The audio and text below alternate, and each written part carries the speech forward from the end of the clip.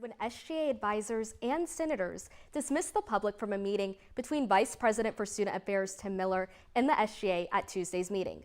The meeting didn't meet the high standard of closed session meetings outlined in Virginia's Freedom of Information laws. Shortly after the usual start time, reporters were told to leave, along with all of SGA's non-voting members. JMU Breeze reporters cited the Freedom of Information Act. The act says a public body cannot hold a closed meeting unless it begins with an open session. At that point, senators could vote to go into a closed session, but only if that closed session falls under one of the Act's 46 exemptions. Another issue is a closed session meeting was not on the meeting's official agenda. Any closed session meeting needs to be on the agenda and announced with 3 days advance warning to the public. SGA did not adhere to that regulation either. JMU responded to the Breeze's initial article and subsequent reporting.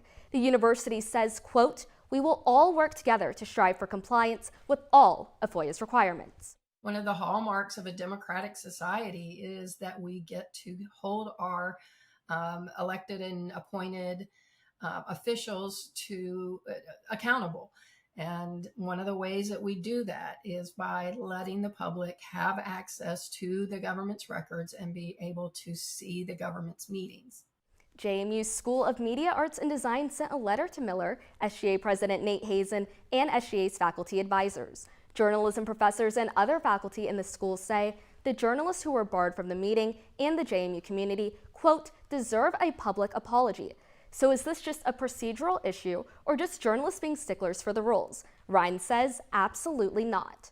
You should care about it because it's your government and you are impacted by these decisions, and it's your taxpayer money or your student fees that are going to support these entities. And so you should have a right to see how your money is spent and how the decisions are made.